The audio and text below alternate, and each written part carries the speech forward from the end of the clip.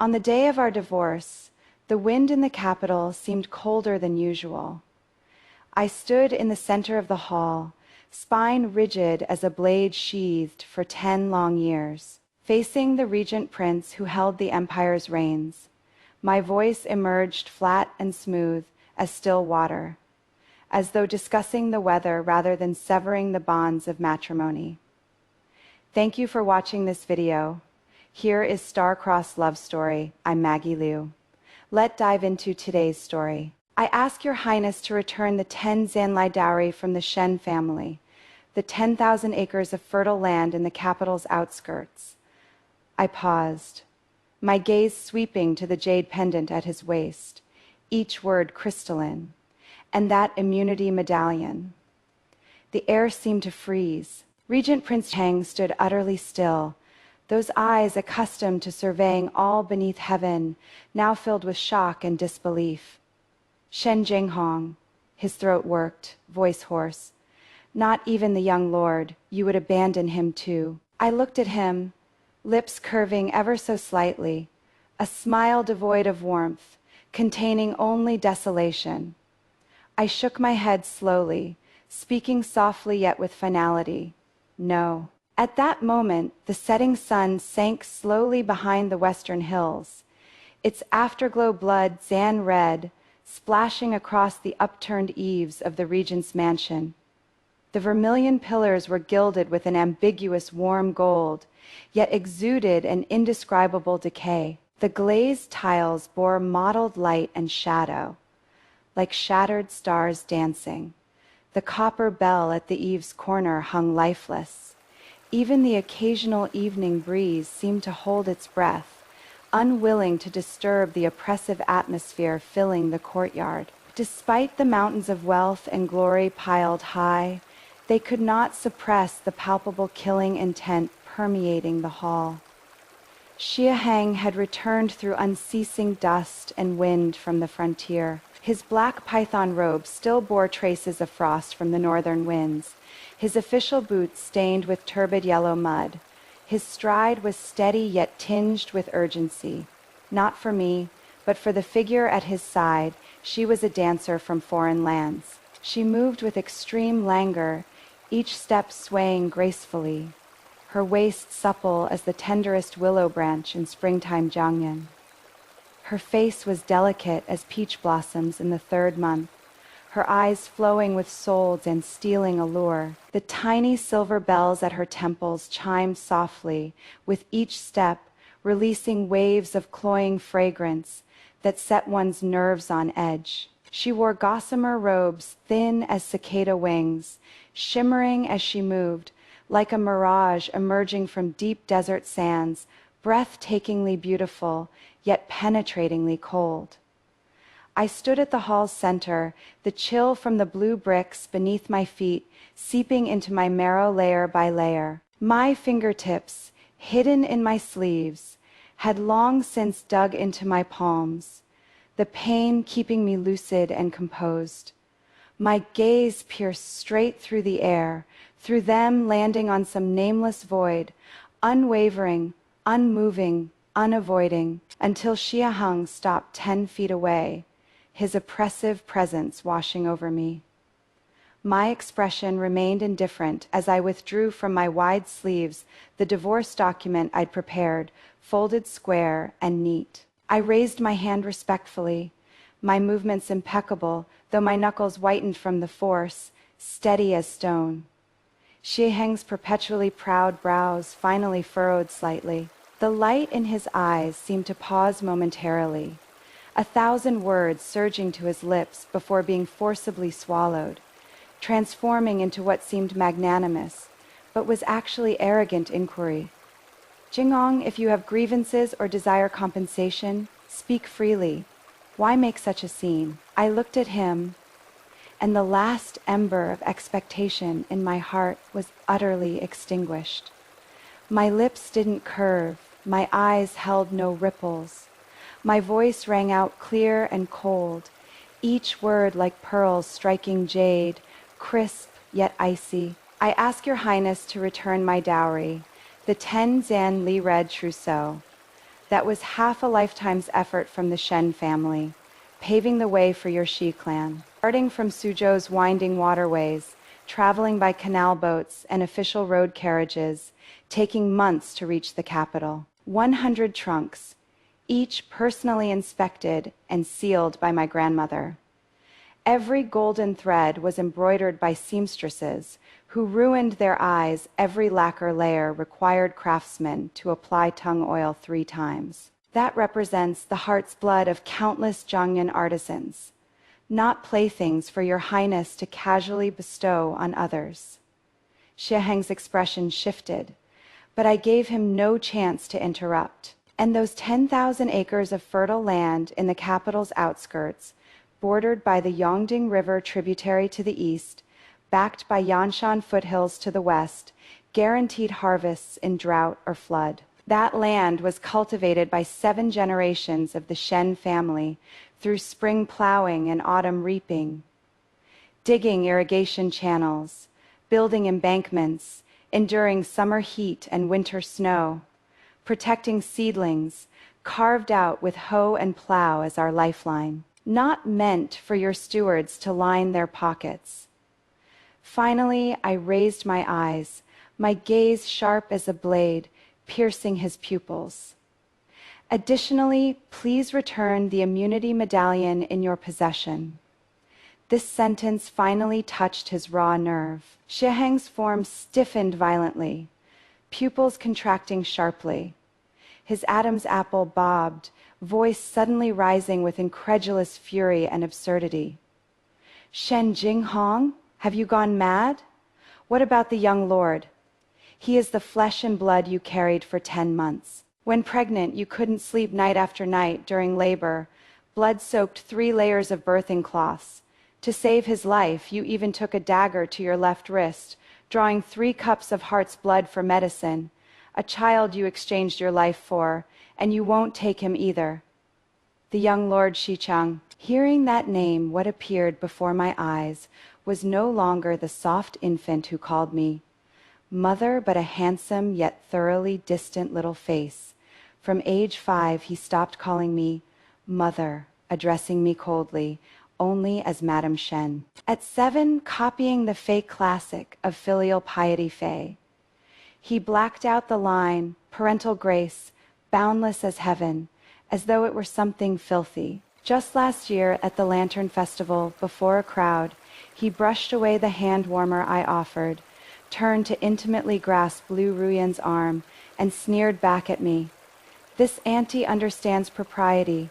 You, with your merchant's stench, stay away from me. Memories cut like knives, each drawing blood. I shook my head gently, lips curving in a shallow smile that didn't reach my eyes.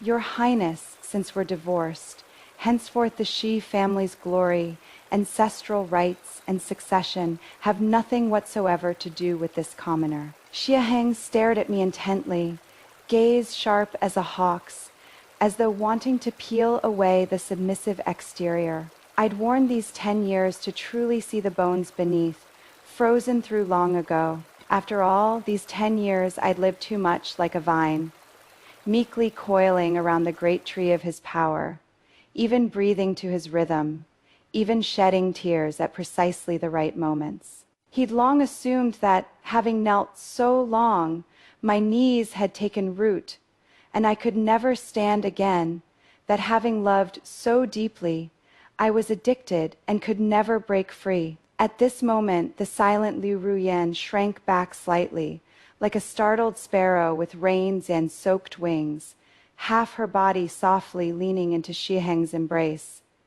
Slender fingers twisting an embroidered flower on her sleeve, speaking timidly. Her voice was soft and sweet, as though one could squeeze water from it. Elder sister, it is all Ruyan's fault. Please don't quarrel with His Highness, and certainly don't joke about the young lord. How pitiful a child would be without his birth mother.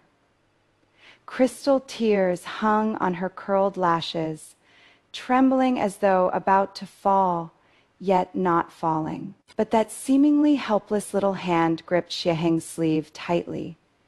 knuckles white, as though the slightest loosening would plunge her into an abyss.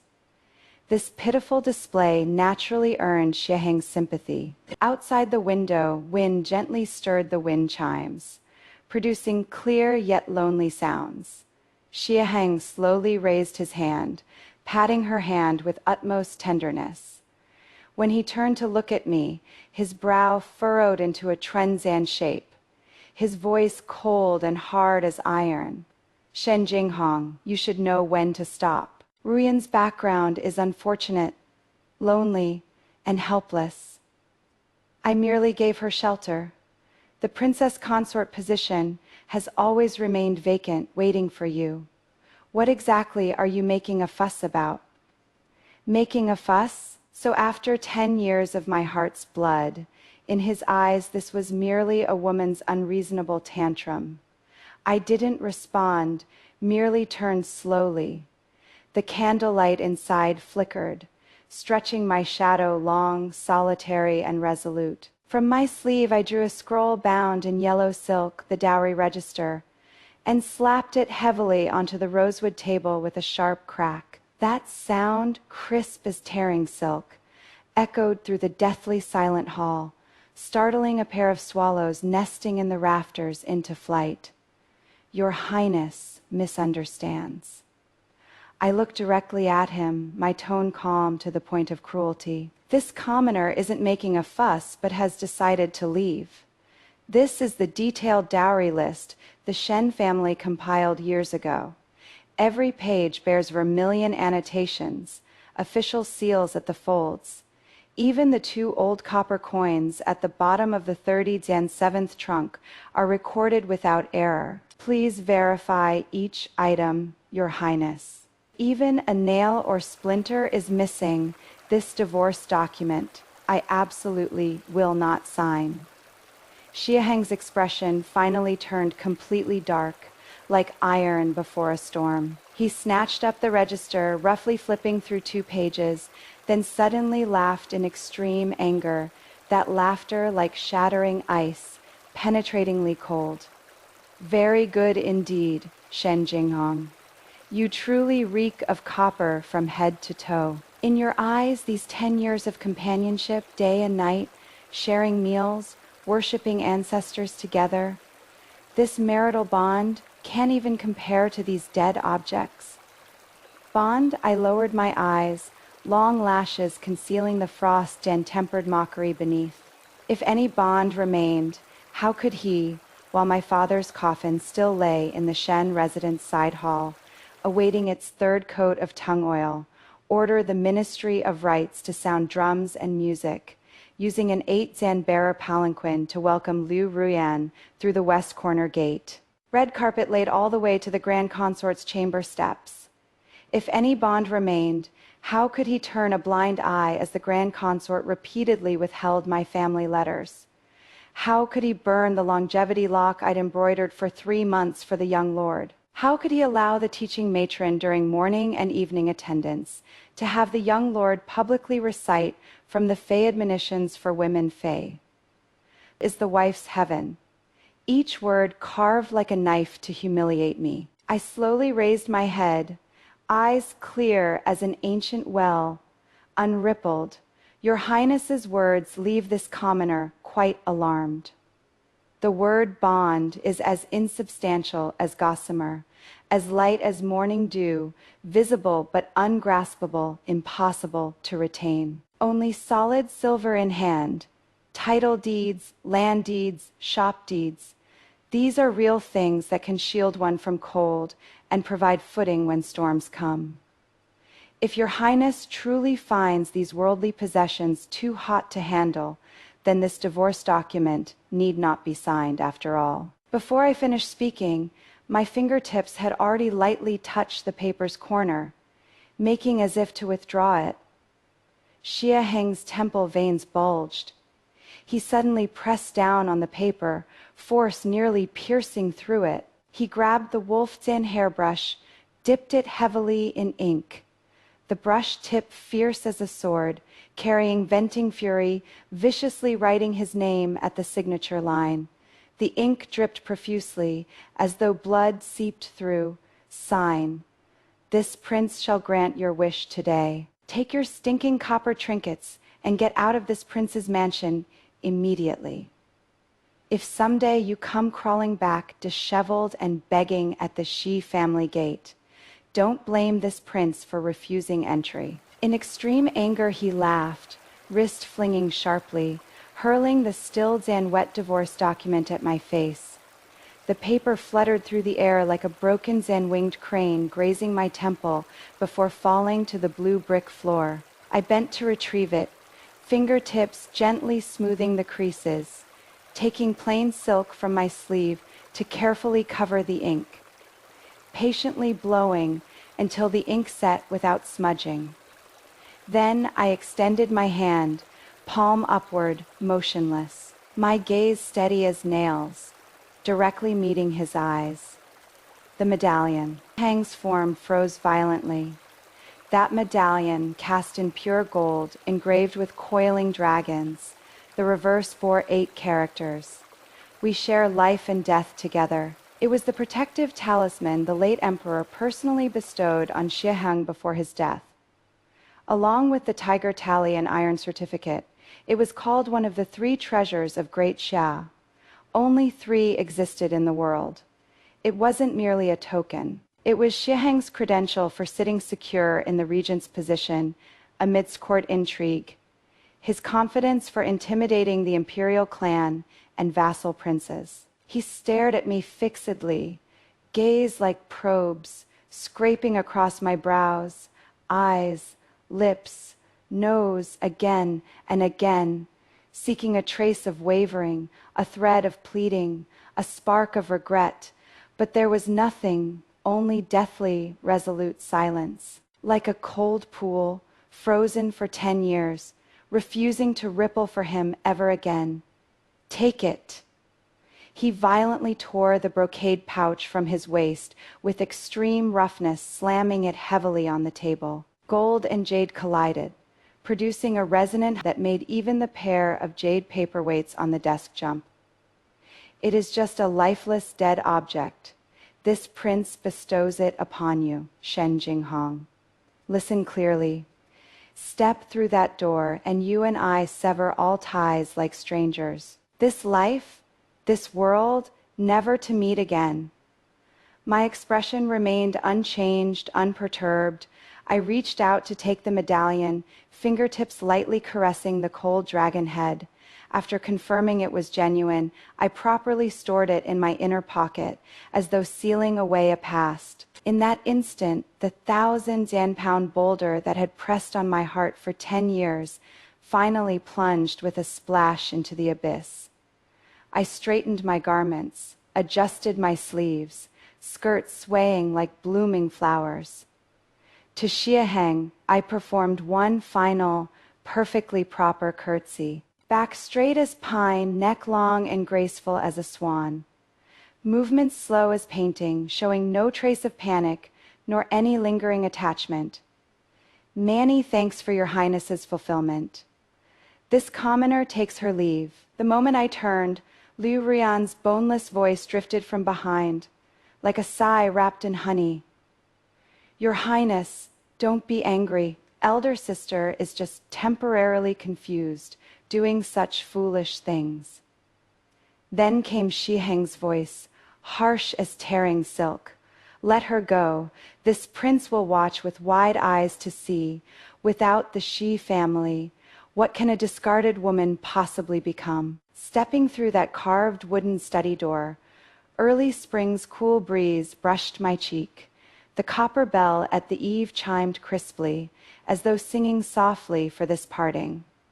My steps were swift, sleeves billowing as I headed straight for the warehouse on the mansion's west side. There, the Shen family's white and bearded old steward already waited with over 20 servants, standing with bowed heads.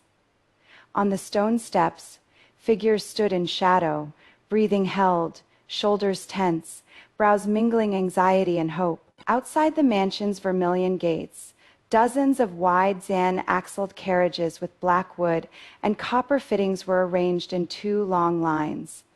Their tops were covered with indigo oilcloth, gleaming with quiet luster in the sunlight.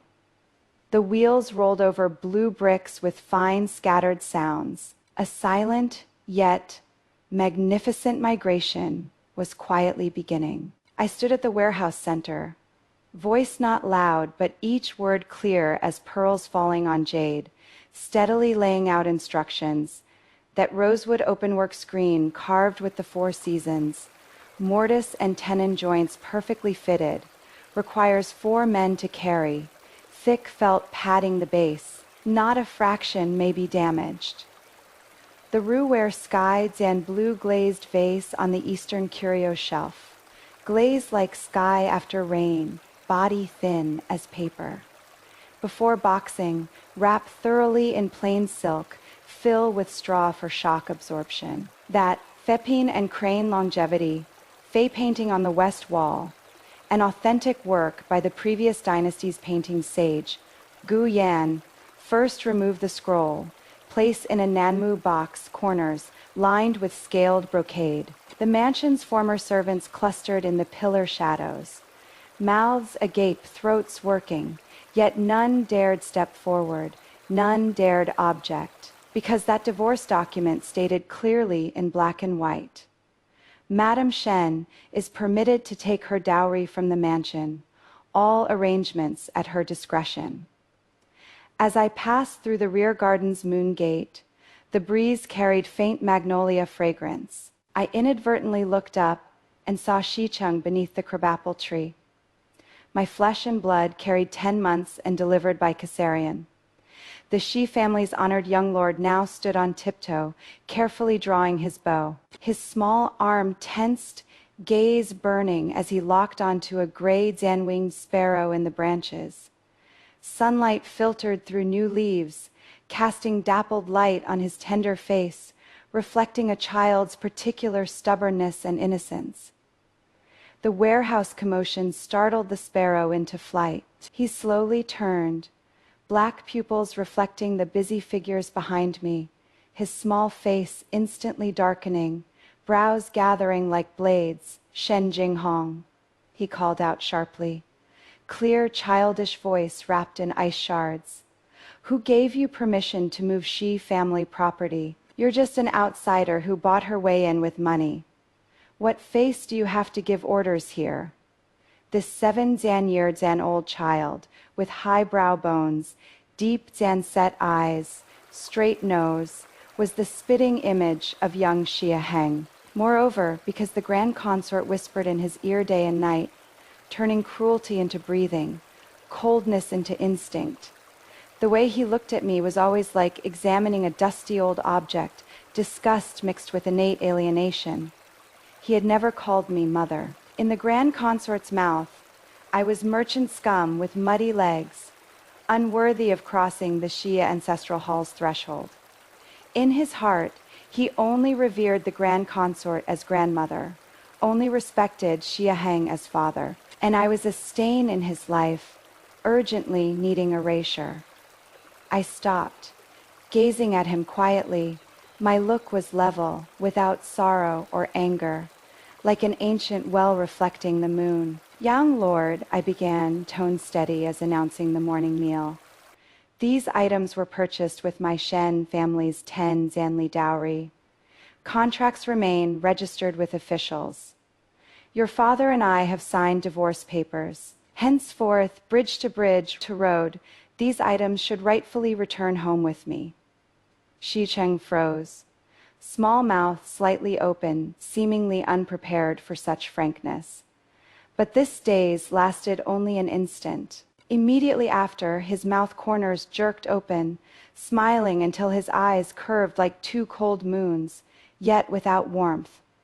"Divorce," he cried out joyfully, chest heaving violently, voice shrill and piercing.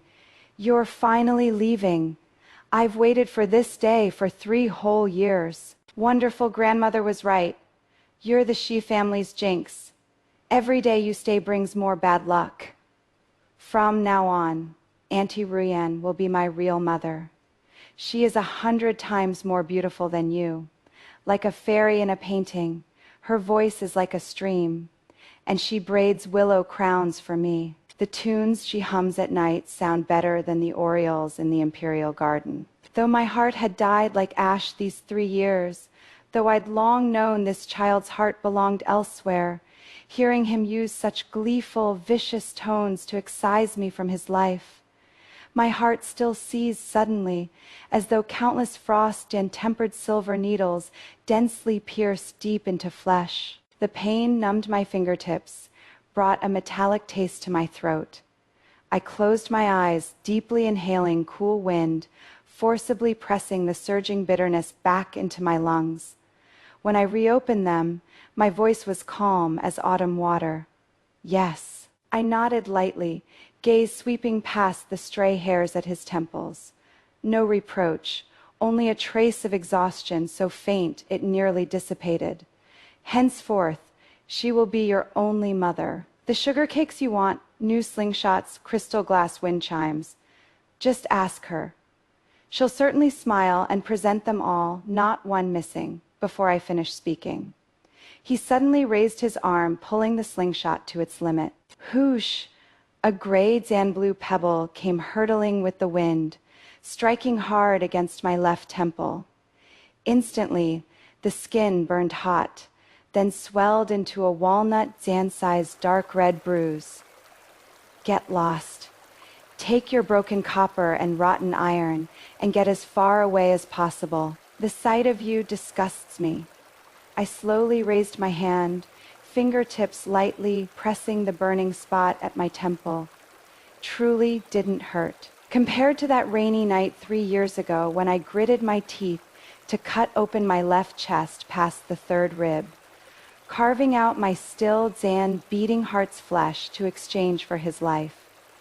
This injury was light as a breeze. I gazed at him for a long time, my look inch by inch tracing his features, as though wanting to take this child I'd exchanged my life for yet now, released with my own hands, and from memory's deepest recesses, stitch by stitch dismantle, peel away, excise him, Xie Cheng. This pebble severs our mother and son bond.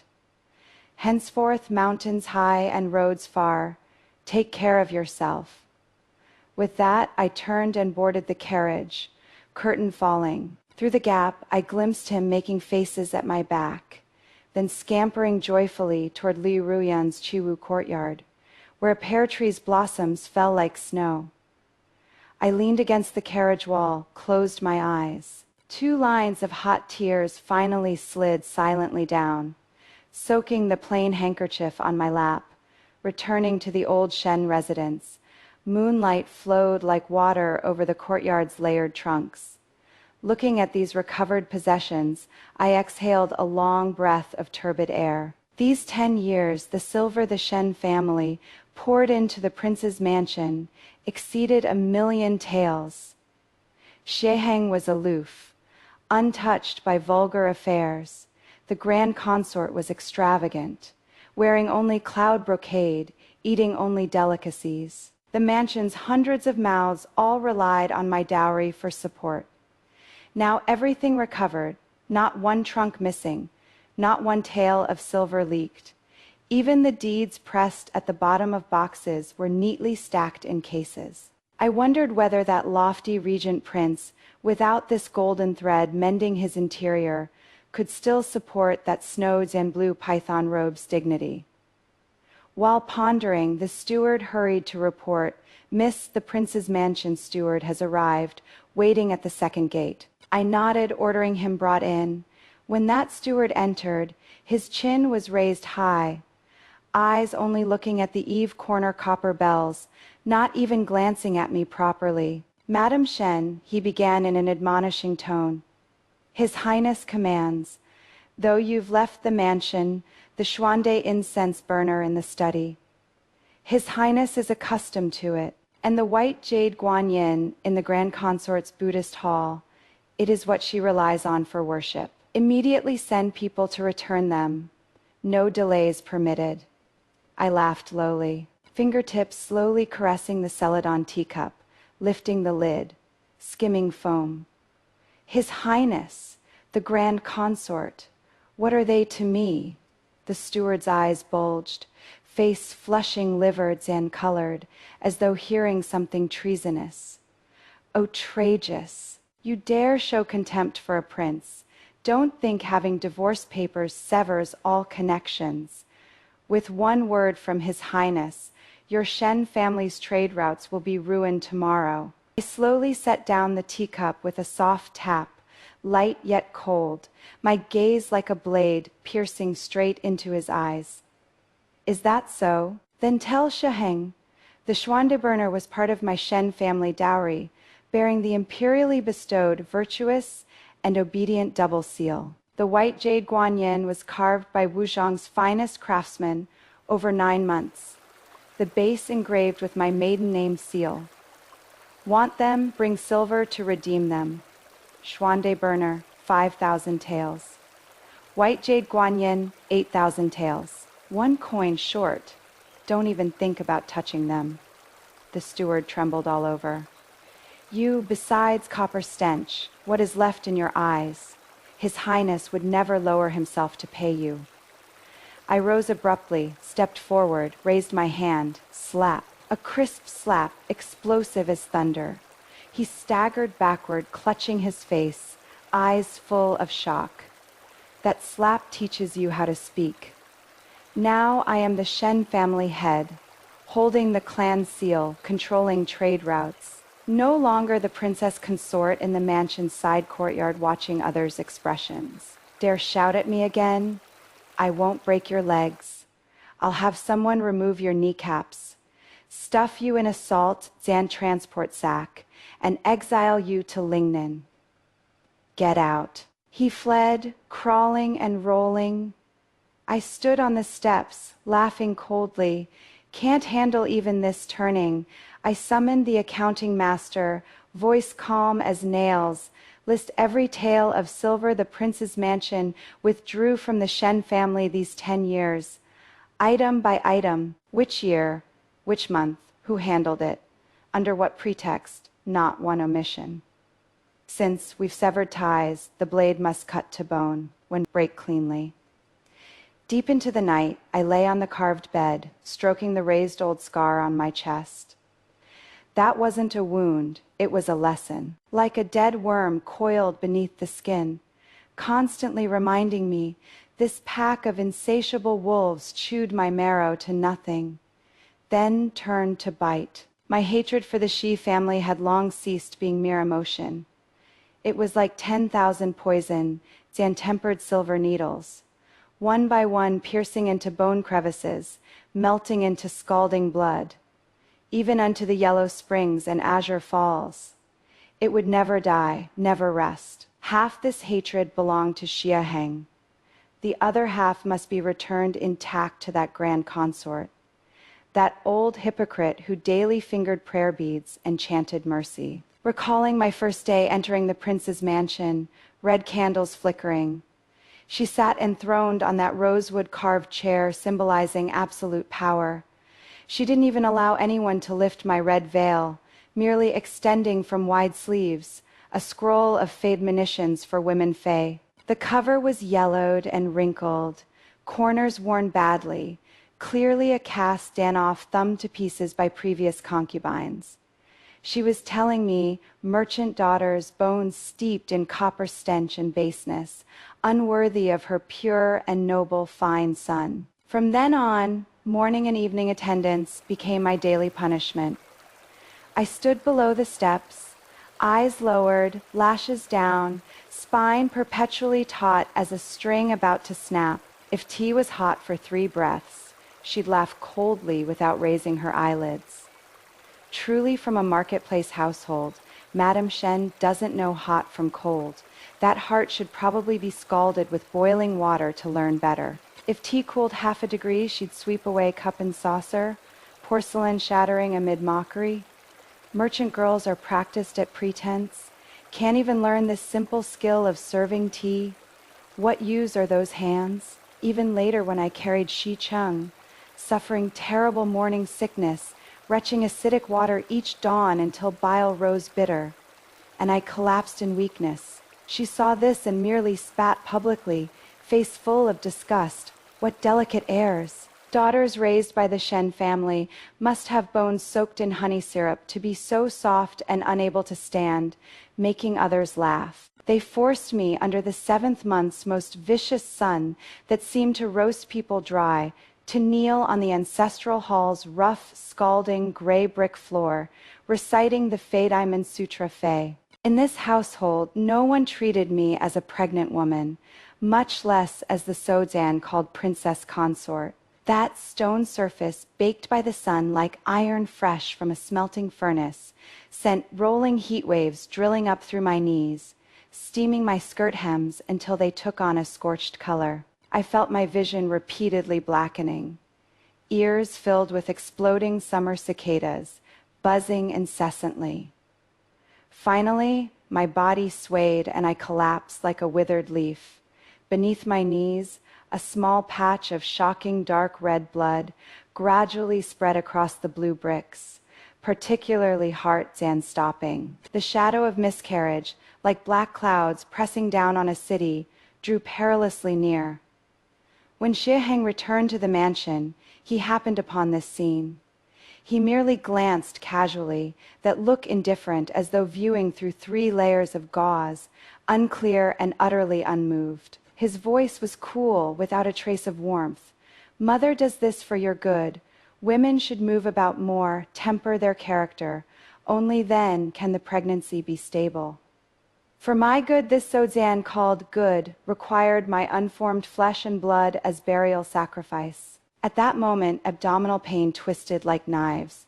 Yet my heart was 3 degrees colder than winter icicles. I should have understood then, within these vermilion high walls confining the prince's mansion, I was never his wedded wife, never the woman managing household and raising children, not even truly his child's mother. I was merely a stilled useful shell that could be driven at will, a broom to be casually discarded in a corner after use.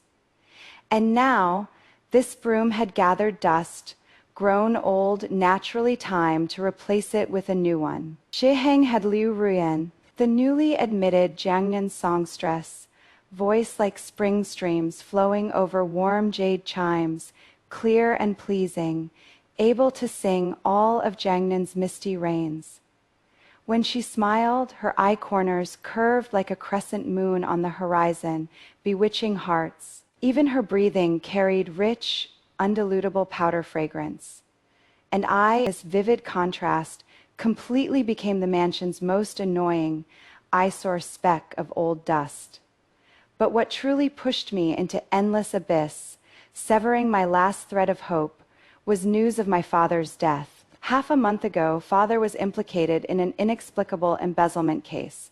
Shackled, he was roughly escorted to the Ministry of Justice's deep dungeon for imprisonment. Anyone with eyes could see that case was riddled with holes. In the dossier's margins were even political enemies' handwritten annotations with the character Shen. The targeting blatantly obvious: you are the Regent Prince. If only Xie Cheng would speak one sentence, issue one decree, father could immediately be brought for trial, confronted in open court. His name cleared. For this hope, I knelt on the stone steps outside his study for 3 full days and nights without rising. Torrential rain poured down, dense raindrops like broken pearl strings, crackling. Accumulated water from the eaves formed waterfalls, madly pouring down my hairline into my collar, flowing over my entire body. Cold invaded my bones, freezing my knuckles into frightening blue and purple, my knees long since numb, as though those legs no longer belonged to me. My forehead repeatedly struck the hard stone steps, skin splitting, flesh blooming, fresh blood mixing with muddy water on the ground, accumulating at the step's edge into a dark brown, fishy and smelling small puddle. Xie Cheng, I beg you, for the sake of past affection, save my father. The Shen family exhausted all its wealth and resources to help you contend for the legitimate position. If not meritorious, at least we toiled. Without the Shen family, you would have frozen to death that snowy night in the 3rd year of Yongchang. Your life was given by the Shen family. My throat had gone hoarse, voice shattered like withered leaves in wind. Yet inside the study was another world entirely. The charcoal fire burned vigorously, occasionally crackling and popping, warmth pervading. Incense smoke curled upward, masking the bitter wind and rain outside. He reclined languidly on a rosewood daybed. Liu Ruyan nestled delicately in his embrace, pale fingers lightly plucking a pipa, singing a lingering tender fey butterfly love's flower fey. The melody wound enchantingly. Wine fragrance filled the room, a scene of tranquil, gentle domesticity. Liu Ruyan seemed to hear something, suddenly covering her lips with a soft laugh voice sweet as undissolved honey. Your Highness, the rain outside is so heavy, an elder sister is still kneeling there. It sounds rather pitiful. Should we go out and have a look? Xie Cheng didn't even lift his eyelids, merely passing over his wine cup, voice cold as an ice-tempered blade, piercing through rain curtains straight into my heart. No need to mind her. The Shen family's appetite has grown too large, relying on some merit to act without restraint. This time is perfect for teaching her some propriety. Let her understand who truly holds authority in this prince's mansion. Propriety, that was my father's life, my only remaining blood relative in this world. In his eyes, it was merely a bargaining chip to teach me propriety. On the 3rd morning, the sky was deathly pale, overcast like an enormous lead plate pressing overhead, suffocating. The steward approached slowly with an umbrella, face gray as earth, eyes evasive, not daring to meet my gaze. He merely tremblingly handed me a plain letter, his hands already stiff from cold. Father had hanged himself in prison. A coarse hemp rope, suspended from the beam, ended his laborious life. The suicide note bore scrawled characters, only 8 words: do not investigate. Preserve the Shen family's reputation. When I heard that news, I surprisingly didn't cry. Tears seemed to have dried up in those 3 days of rain. I only felt my 5 organs and 6 viscera freeze inch by inch in that instant, even my breath condensing into white mist, quickly swallowed by the surrounding cold. Only then did Xie Cheng finally emerge from his study. He wore a black python robe, hem dragging across the wet blue brick floor, boot soles ruthlessly grinding over my hair scattered on the ground. He looked down from above at me, collapsed on the ground, emaciated and haggard as a ghost. His brow furrowed slightly, that gaze as though seeing something filthy and unbearable. Dead is dead. What is all this wailing about? Truly inauspicious. With that, he reached out to embrace Liu Ruyan's willow, slender waist, and turned to leave. His robe hem fluttered through the air, resolute and cold, not leaving half a sentence of warm comfort, not even deigning to glance at me once more. In that moment, the last faint glimmer in my heart was utterly extinguished. Not gradually dimming, but like a sudden conflagration, instantly consuming everything, not even ash remaining. What remained was only magma surging ceaselessly beneath the ashes, scalding hot. I would have revenge. I would make Xie Cheng, make the Xie family, make all these people who enjoyed themselves trampling on Shen family bones and blood, taste that bones and carving, marrows and scraping agony. I would have them kneel upon ruins, watching helplessly as everything they cherished, reputation, status, pride, collapsed inch by inch, burned, finally reduced to dust. 3 days after I left the prince's mansion, dull, dim-witted Xie Cheng finally sensed something amiss. At dawn, the sky had just begun to lighten. The window lattice quietly bearing a thin layer of gray and blue mist, like a landscape painting rendered in pale ink wash. The copper bell at the eave corner trembled lightly in the bitter cold wind, producing several nearly inaudible hoarse sounds, as though recounting endless loneliness and desolation. He stirred awake, fingertips instinctively reaching toward the small table beside the bed. In a daze, as though that warm jade zan like celadon teacup of perfect temperature still waited there as always. Jinghong tea. As the words left his mouth, he realized his throat was terribly parched, like coarse sandpaper scraping back and forth, painfully raw, no response. All around was deathly silent, only the draft gently lifting half the hanging plain gauze curtain with a rustling sound, like low sighs. The room's furnishings remained as before, yet somehow felt emptily unsettling. Even the air congealed with a cold, lonely atmosphere, as though the entire world had been drained of vitality. Even the usual faint, calming incense was absent. His brow furrowed slightly, inexplicable irritation surging in his heart, voice suddenly rising sharply. "Summonon come." The door creaked open. Liu Ruyan, wrapped in a lotus-dan pink sleeping robe, hurried through the door. Her hair was slightly disheveled, temples still bearing undried morning moisture, eye corners tinged with faint red, expression pitifully delicate, like a rain-drenched pear blossom, arousing sympathy. "Your Highness, why are you calling elder sister's name again?" "She left long ago." Xie Cheng's fingertips paused slightly, suspended in midair, Adam's apple moving gently. He froze momentarily before truly digesting this sentence. Yes, Shen Jinghong had already submitted divorce papers, leaving the prince's mansion 3 days ago with her trunks. Resolutely, never looking back, he irritably pressed his temple, fingertips forcefully rubbing the throbbing pulse point, as though wanting to disperse all this discomfort. "Where is the tea? This prince wants tea." Liu Ruyan lowered her eyes, pearly teeth lightly biting her lower lip, leaving a shallow mark on pale lips, appearing especially fragile and aggrieved. "The mansion has run out of tea." Previously, those premium Prizan Qingming and Prizan Rain Dragon well teas were all ordered by elder sister from Suzhou and Hangzhou via waterways, delivered by express courier. Now the storeroom only has some years and old leaves, bitter in taste, turbid in brew. This concubine feared it would harm your Highness's stomach, didn't dare prepare it.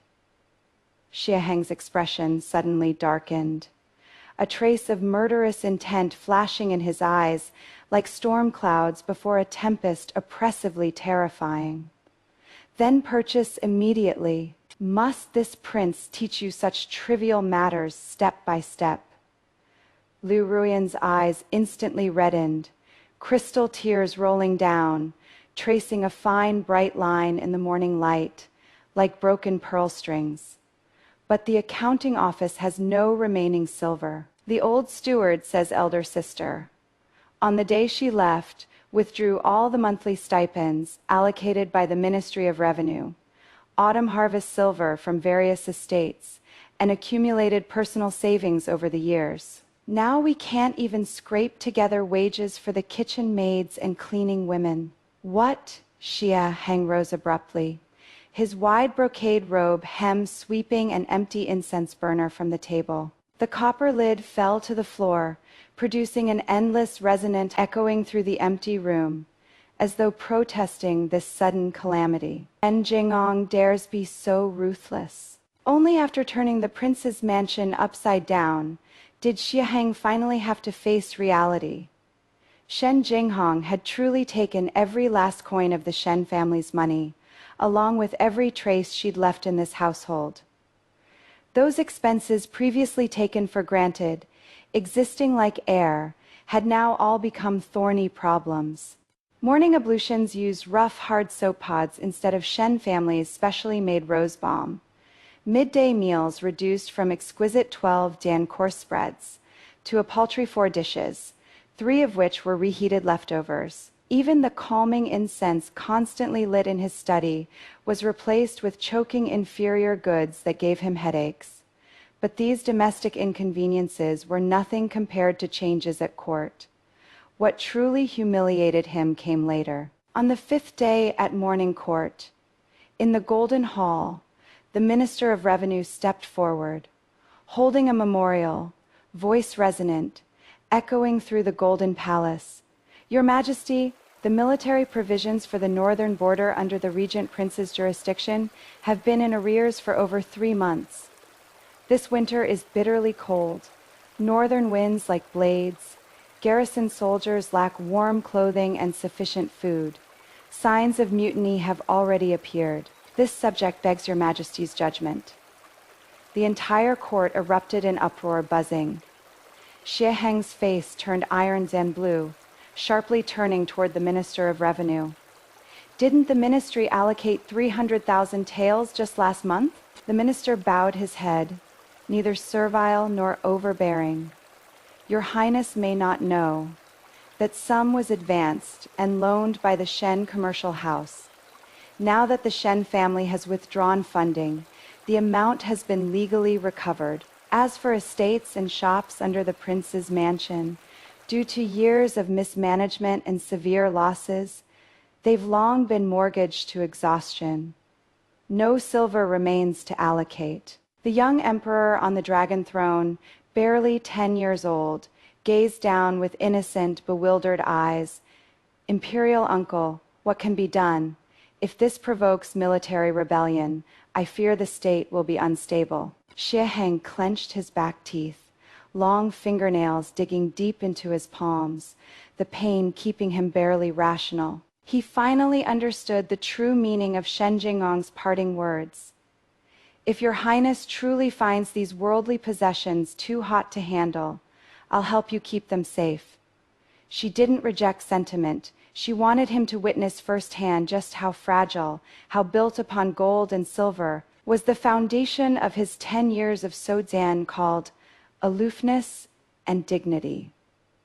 After court, Xiheng didn't even change from his court robes before galloping straight to the Shen residence. This was the first time in 10 years of marriage he'd voluntarily set foot in this merchant household. He'd once disdained. The gatekeeper was a white and bearded old servant who, upon seeing him, showed neither panic nor flattery, merely straightening his back and bowing. Your Highness, please return. My master does not receive guests. Xie Heng laughed coldly, eyes full of murderous intent. This prince wishes to see her. Is it your place, you insolent slave, to obstruct? He barged straight in, ignoring attempts to stop him, but upon passing through the second courtyard suddenly froze. In the courtyard, dozens of accounting masters bent over their desks, writing rapidly, abacus beads crackling like sudden wind and rain. Under the corridor, ledgers were stacked half a person high, the air thick with concentrated ink fragrance and old paper scent. Shen Jinghong wore a plain Zan-colored jacket and skirt, face bare of cosmetics, hair simply pinned up, currently bent over verifying entries with an elderly manager afternoon. Sunlight slanted across her profile, illuminating a focused, resolute countenance. In that moment, she seemed to radiate light. For an instant, Xie Heng was transported back to when she was 18, similarly frowning slightly, sewing by lamplight to mend an outer robe he'd torn on tree branches. Stitches fine and dense, expression gentle as water. But now, that gentleness had long since vanished without trace. Your Highness graces us with your presence. What brings you here? Shen Jinghong straightened, gaze cool and clear, tone calm and unrippled. As though regarding a stranger, Xie Heng's throat caught. All those questions prepared on the journey suddenly lodged in his throat, unspeakable. He surveyed the bustling scene around him, finally hoarsely squeezing out, "Do you hate me this much?" "Hate?" Shen Jinghong laughed lightly, eyes playful. This commoner wouldn't dare. She dismissed those around her, leading him to a side hall to sit. The tea was premium pre-Zan Qingming dragon. Well, precisely the kind he'd grown accustomed to, fragrance assailing the nostrils. But what she poured for herself was plain water. Your Highness comes today for military provisions, or for the prince's mansion's straitened circumstances. Xie Cheng looked at her distant gaze, heart inexplicably constricting, as though gripped by an invisible hand. Jinghong, must we be like this? If you resent my taking in Ruyan, I'll have her move out of Chiwu courtyard. I absolutely won't let her offend your eyes. If you can't bear to part with Chenger, I'll have him come respects to you daily until you're no longer angry. Your Highness, Shen Jinghong interrupted him, gaze deep as an ancient well, unrippled. Do you still not understand? From the moment you tacitly allowed the Grand Consort to force me to kneel in the ancestral hall, nearly causing 2 deaths, from when you watched my father die unjustly in prison without lifting a finger, from the moment you indulged Xie Cheng in calling me Madam Shen, treating me as nothing. Between us only accounts remain. From her sleeve she pushed forward a thick blue Zan-covered register. This records every tale of silver the Shen family poured into the prince's mansion over 10 years. From major military provisions and renovations to minor charcoal and lamp oil, totaling 1,870,000 taels. I've already waived the fraction. Your Highness need only repay 1,800,000 taels. Xie Cheng opened the register, fingertips trembling uncontrollably. It recorded everything in minute detail, each entry a slow slicing of his dignity. Such Jan and Zan, such year, month, day, purchased 12 South Sea pearls for the Grand Consort's birthday banquet. Cost 8,000 taels, such Jan and Zan, such year, month, day. Engaged the era's great scholar as Xie Cheng's tutor. Annual honorarium 300 taels. There was even 6th year of Yongchang, 12th month. Your Highness suffered severe cold and fever. Madame Shen attended through the night without rest, preparing 7 doses of medicine, never removing her clothes. Not calculated in silver, but recorded as one instance of sentiment. Sentiment, Xie Cheng at that line, smiling bitterly.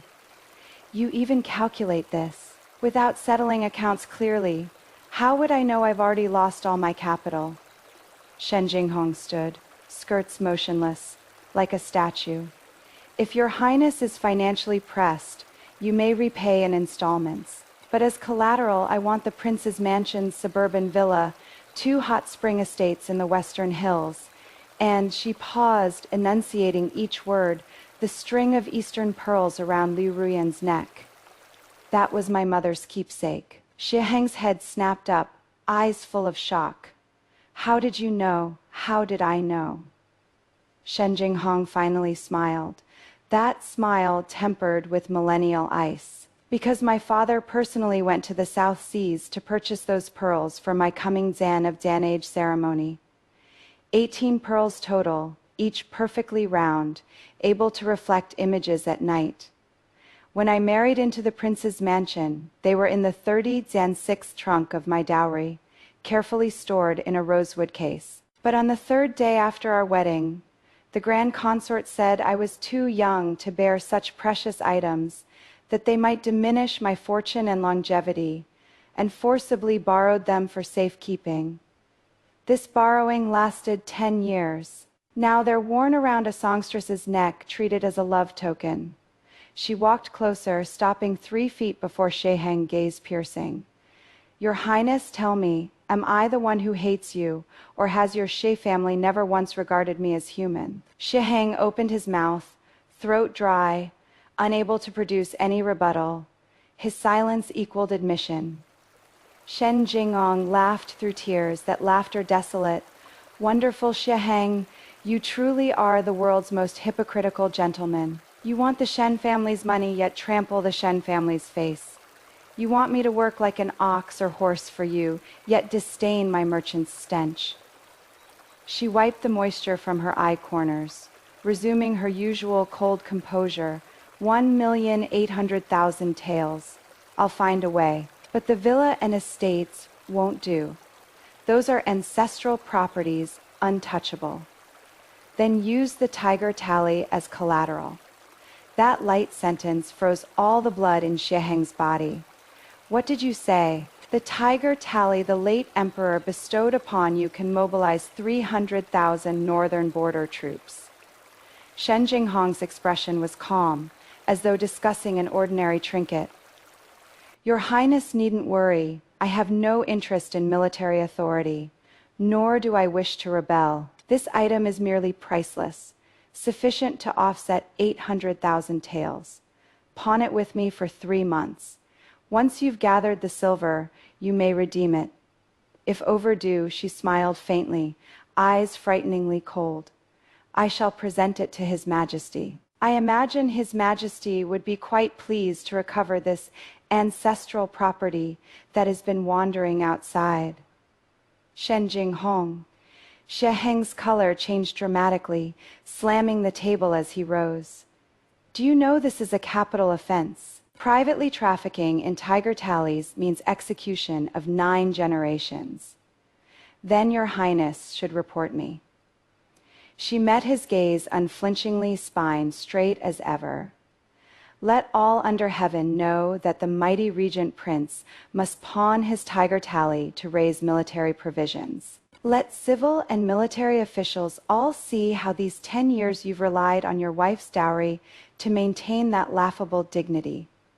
Xie Heng staggered back a step, hands gripping the table edge to barely remain standing. He'd never been so humiliated, never so clearly realized. The woman before him had completely escaped his control. No, perhaps she'd never been under his control.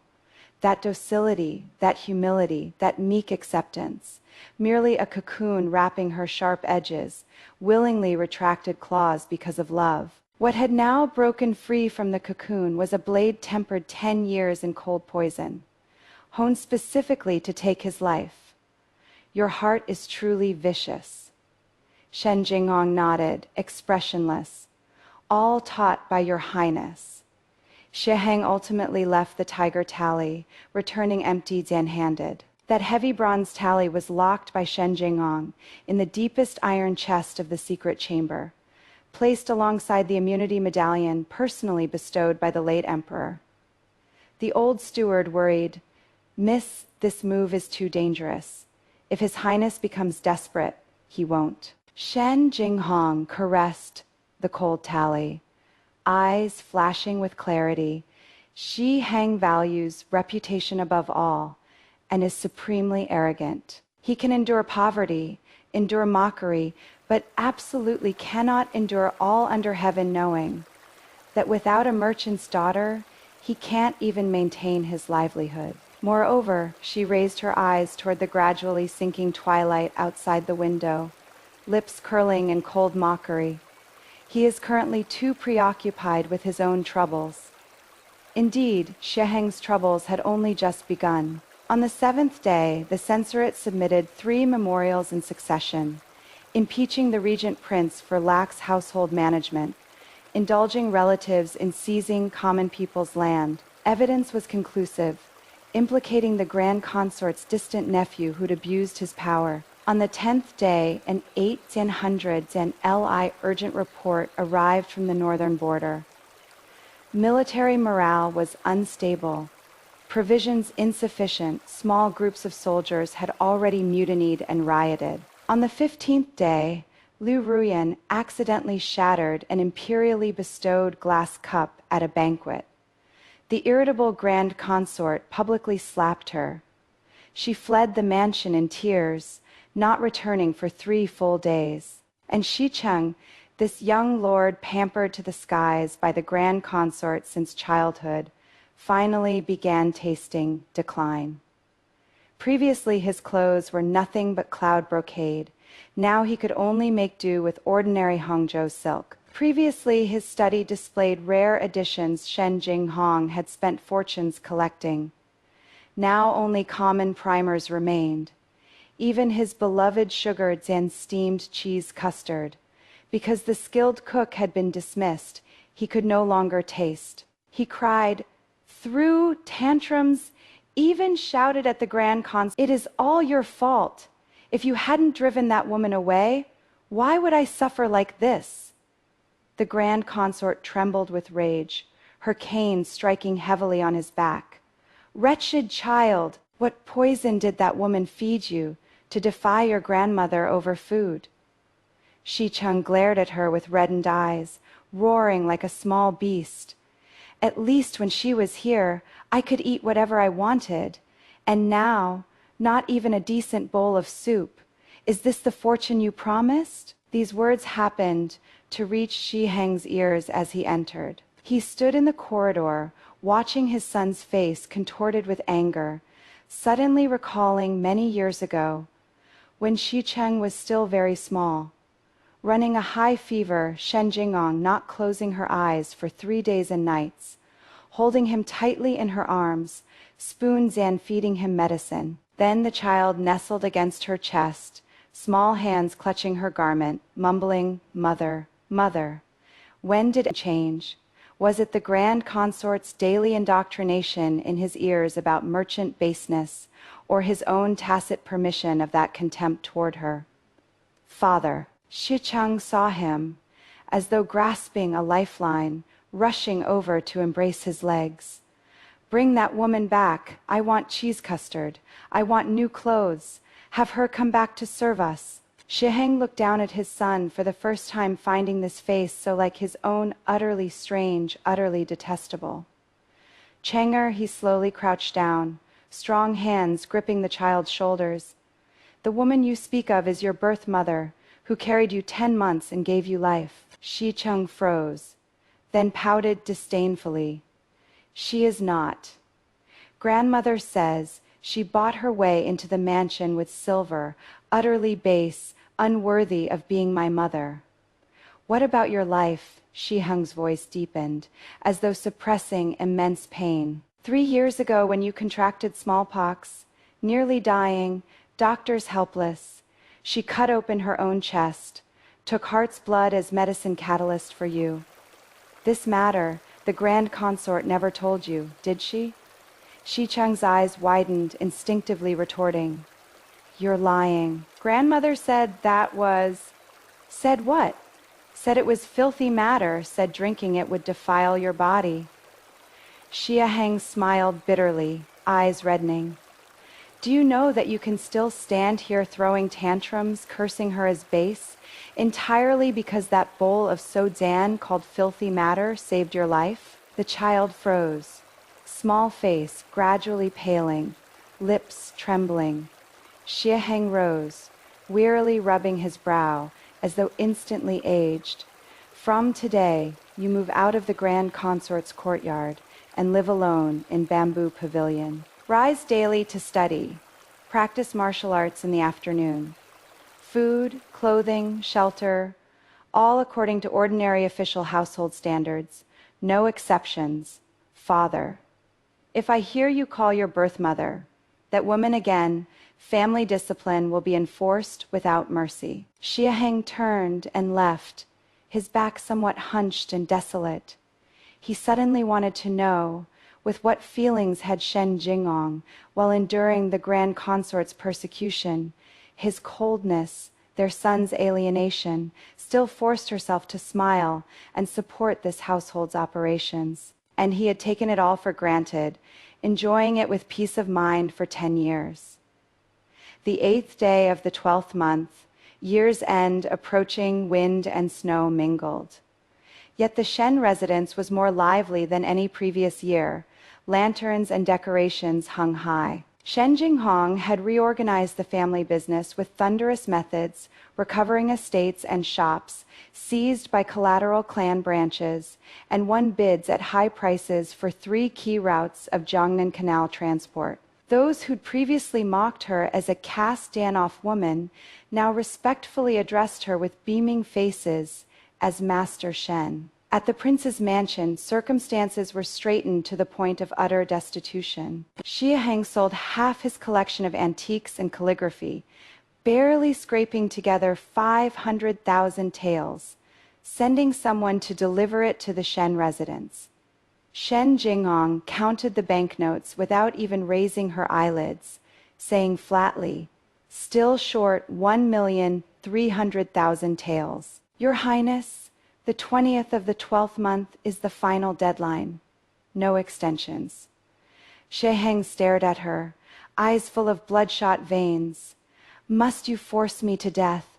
What good does my death do you? Your Highness first forced my father to death." She raised her eyes, gaze like a blade. "A life for a life, very fair. Your father committed suicide. I didn't kill him. If not for your Highness standing by with folded arms, why would he have taken his own life?" Shen Jinghong rose abruptly, her perpetually watered and calm mask finally cracking to reveal the bloody truth beneath. "Xie Heng, do you still think everyone else is at fault? The Grand Consort's tyranny. You indulged it, Liu Ruyan's presumption. You spoiled her into it. Xie Cheng's denial of his birth mother. You tacitly permitted it, even my father's false accusation. Dare you say you played no part in fanning those flames? Dare you say you didn't long want to use the opportunity to suppress the Shen family, weaken the Shen family's financial power?" Xie Heng's face turned deathly pale, as though struck by lightning. His silence equaled admission. Shen Jinghong laughed through tears, that laughter piercing. "Wonderful, Xie Heng. You truly are the world's most hypocritical gentleman. You want the Shen family's money, yet trample the Shen family's dignity. You want me to work like a beast of burden, yet disdain my merchant's stench." She wiped the moisture overflowing from her eye corners, resuming her usual cold severity. "The 20th of the 12th month.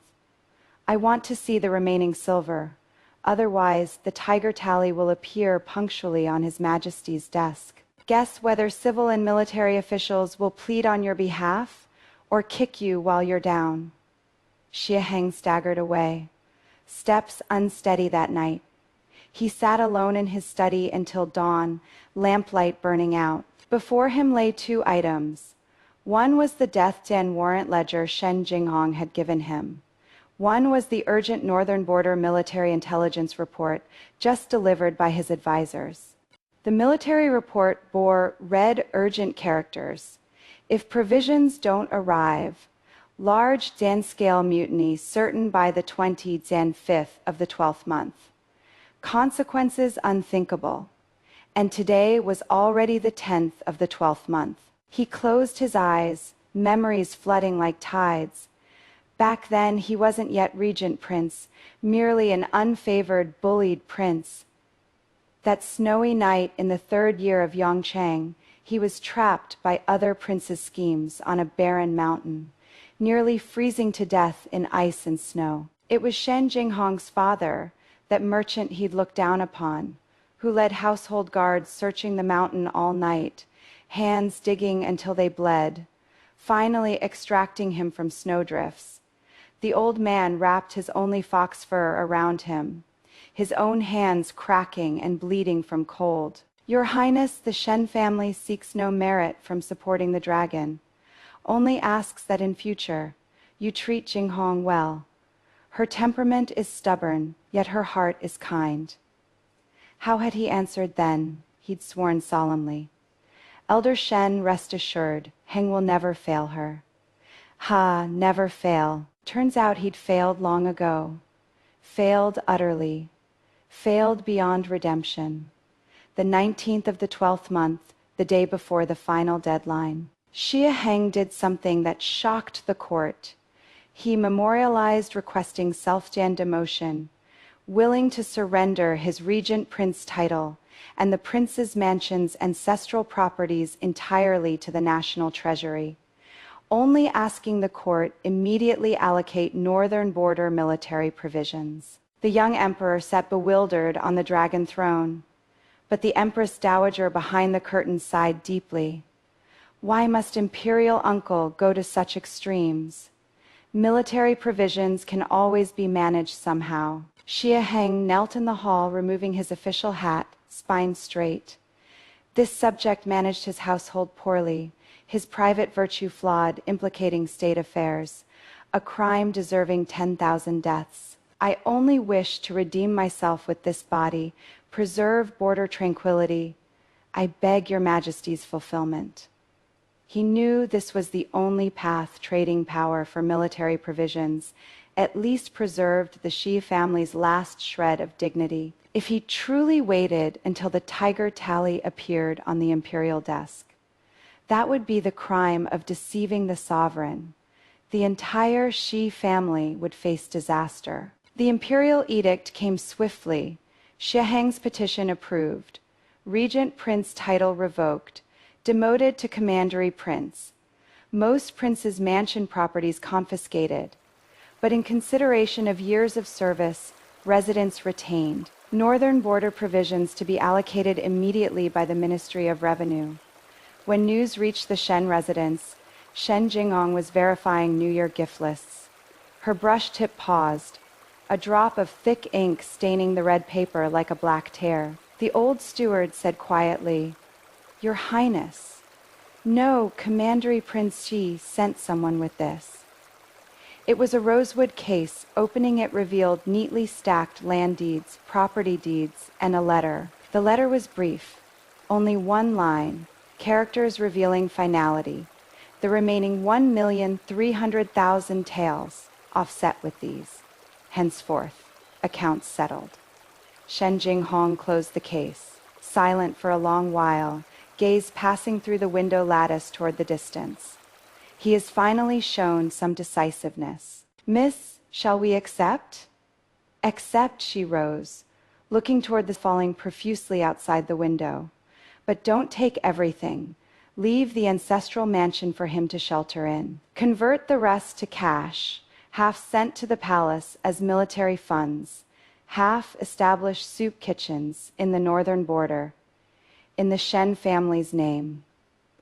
The old steward was astonished.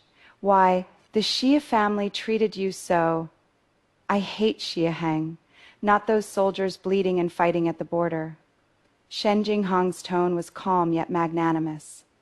"Moreover, I want all under heaven to know what the Xie family cannot accomplish, the Shen family can. The dignity he cannot preserve, the Shen family can earn back." The 20th of the 12th month, year's end, the last great snow fell overwhelmingly. Xie Heng moved alone from the prince's mansion's main courtyard into the most remote, drafty guest quarters. The grand consort wailed to the heavens, cursing him as unfilial, squandering the family fortune. He turned a deaf ear. Liu Ruyan had long since rolled up her valuables and fled, whereabouts unknown. Most mansion servants had scattered, only a few loyal old retainers remaining.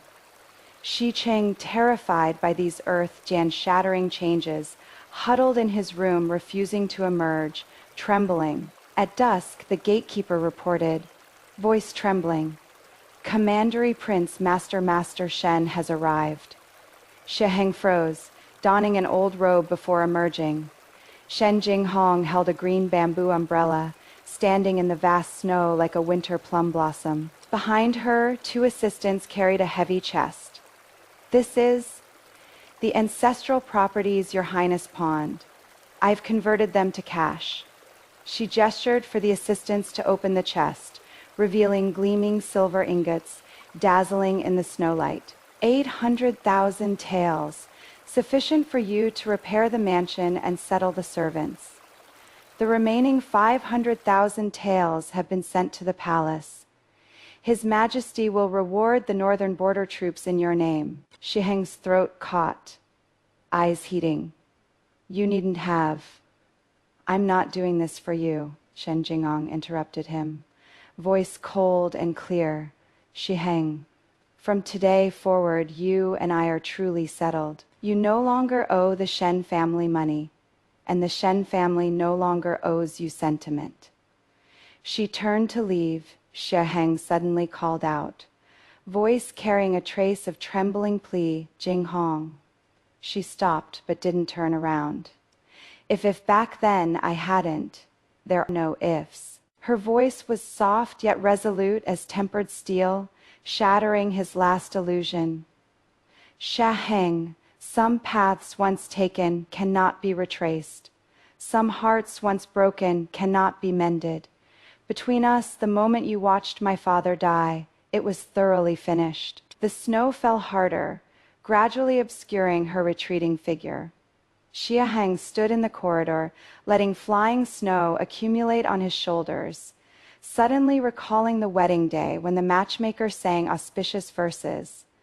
Bound by hair as husband and wife, love and trust enduring. But he had never bound hair with her on their wedding day, citing imperial protocol. He never drank the nuptial cup with her, never cut their hair to place in a brocade pouch together. Back then he felt a merchant's daughter was unworthy of binding hair with him, unworthy of growing old together. Turns out from the very beginning, he never gave her the confidence to trust without doubt, much less deserved a complete union. The third month of spring, the Shen residence held a grand banquet.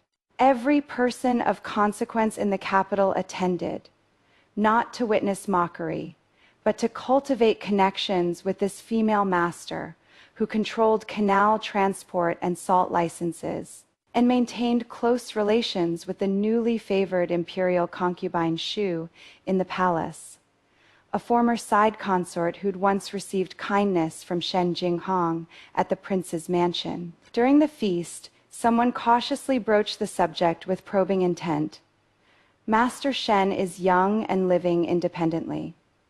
Though possessing vast wealth, ultimately alone, have you considered seeking a good match? Shen Jinghong raised her cup with a light laugh, eyes flowing. A good match? I have money and leisure, houses and land. What need have I for a man to find someone to vex me? The hall erupted in laughter.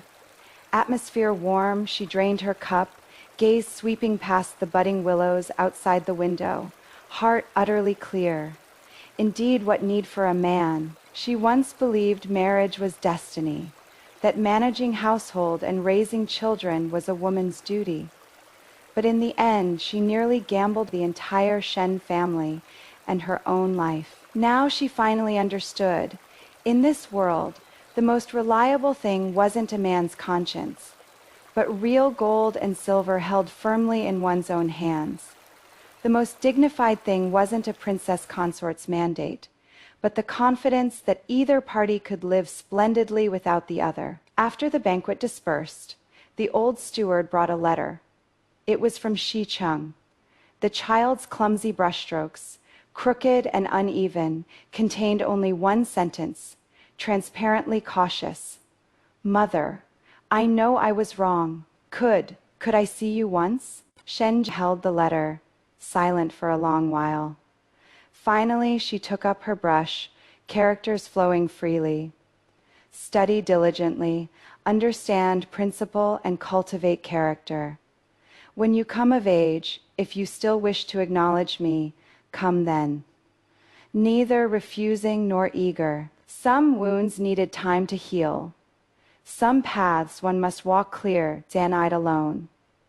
And she was no longer that Shen Jinghong who would be moved to tears, pouring out heart and lungs for a single word, mother.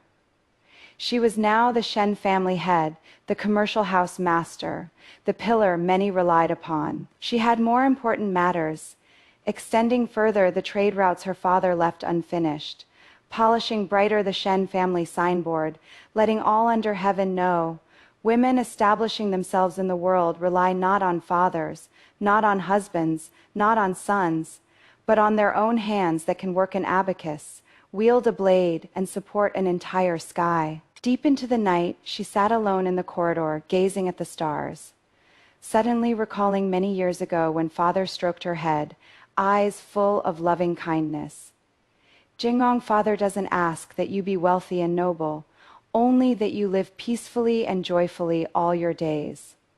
How had she answered then? She'd said, Father, I want to marry the finest man in the world and live his most beautiful days. Looking back now, how foolishly endearing. The finest man never existed in others' eyes. The most beautiful days were never given by others. Fortunately, her awakening wasn't too late. Spring wind brushed past the old plum tree in the courtyard, shaking loose the last remnants of snow. New buds had already sprouted on the branches, brimming with vitality. Shen Jinghong smiled faintly and rose to return indoors. Tomorrow would be a new day, and her life had finally truly begun. 5th year of Yonga, spring, the Jiangyan Canal Transport Governor's Office. A grand banquet celebrating the opening of new canal routes was underway. Toasts exchanged, laughter rang out, yet every gaze inevitably drifted toward the woman in moon, Jian white jacket and skirt seated at the head, poised and dignified. In 5 years' time, the 3 characters, Shen Jinghong, had spread across the great rivers and north, becoming legend. She'd opened 3 trade routes from Jiangnan to the northern frontier, rebuilt the western section of the Silk Road destroyed by warfare, even organized the first all-Zan female merchant caravan escort team. The court repeatedly wished to grant her official position. She declined each time. She accepted only the nominal title of imperial merchant, yet genuinely controlled 30% of Great Xia's canal transport and 20% of salt and iron once. Censors impeached her for the hen crowing at dawn, disrupting ethical order. 3 days later, the memorial was returned intact with an added line of the emperor's personal vermilion P. Master Shen annually contributes 1 million taels in taxes, supports an army of 100,000. Can you gentlemen do the same? Thereafter, civil and military officials throughout the court dared not speak further. Midway through the banquet, an attendant quietly reported, Young Master Xi requests an audience. His hand, holding the cup, paused slightly. Eyes flickering, show him in. Xie Cheng was now 12 years old, grown considerably taller, wearing a half-Zan worn blue scholar's robe. Brows and eyes having thoroughly shed former arrogance and childishness, now bearing several traces of composure and restraint. He approached the seat's hand, performed a perfectly proper grand salute, movements impeccably standard. Student Xie Cheng pays respects to Master Shen. All present were shocked into silence. Who didn't know this was the only son of the former Regent Prince, current Commandery Prince Heng? Who didn't know about that unbearable mother and son history between him and Shen Jinghong? Shen Jinghong set down her wine cup, expression calm as she regarded him. Did your father permit you to come? Yes. Xie Cheng raised his head, gaze clear as water. Father says if I wish to learn the way of commerce, benefiting the world, none under heaven surpass Master Shen. This student wishes to enter Master's tutelage, starting from menial apprentice work, absolutely not daring to presume upon status, as Commandery Prince's son, only begging Master's acceptance. Whispered discussions rippled through the hall. Shen Jinghong quietly observed him for a moment, as though seeing another person through him, suddenly asking, "And your grandmother?" Grandmother passed away 3 years ago of illness. Xie Cheng lowered his eyes, voice somber. On her deathbed. She grasped my hand weeping, saying she wronged you, also wronged Shen. She said if there is a next life, she is willing to be ox or horse to repay. Shen Jinghong closed her eyes. The grand consort was dead. That old hypocrite who tormented her for 10 years, regarded her as lowly weeds, finally dead. Yet her heart held none of the anticipated satisfaction, only a barren, desolate calm. How is your father? Father devotes himself to historiography. Last month he completed Fei Northern Border Defense investigation. Fei already submitted to the Ministry of War, hoping it might benefit border defense. Xie Cheng paused, voice dropping lower. These years he has lived alone in the guest quarters, never remarrying, never taking concubines. He says, This is the penance he owes. Shen Jinghong remained silent for a long while, finally speaking, voice somewhat gentler. I never accept disciples. But the Canal Transport Academy begins classes next month. If you can pass the entrance examination, then go study. Xie Cheng's eyes burst with joyful light, kowtowing heavily, forehead touching ground. Thank you, Master. Thank you for Master's great kindness. After he withdrew, an old friend asked quietly, concern evident, Jinghong, you truly intend to accept him? Aren't you afraid of nurturing a tiger? After all, he is Xie family stock. Shen Jinghong gazed at the ceaselessly flowing canal outside the window, speaking softly. Children bear no guilt. Moreover, she smiled faintly, eyes expansive. My Shen Family Academy teaches governance for the world's benefit, the way of settling the people. If he truly succeeds in learning, it benefits both nation and people. As for private grievances, she paused. 5 years have passed. It is time to let go. Truly let go. Not forgiveness, but finally understanding. Hating someone was too exhausting, using others' mistakes to punish oneself. She needed to free up energy for more important matters, to see broader horizons. When the bank dispersed, the moon had reached mid-Zen heaven, clear radiance blanketing the river surface. Shen Jinghong walked alone to the wharf, watching 1,000 sails moored at shore, lamplight like stars stretching endlessly. Suddenly recalling that crabapple tree in the prince's mansion, wondering how this year's blossoms fared. But it no longer concerned her. She turned, striding resolutely toward the largest merchant vessel. Shen Jinghong spent she would personally escort a shipment of medicinal supplies, only to disaster areas out in the northwest. At the prow, an enormous Shen character flag snapped fiercely in the night wind, tenderness, imposing and never grand, realizing just that like her life are sailing against the wind. Pits. If this story's lit a fire in you, do give it a like and subscribe, so more people can see this truth. The best person a woman can marry is herself.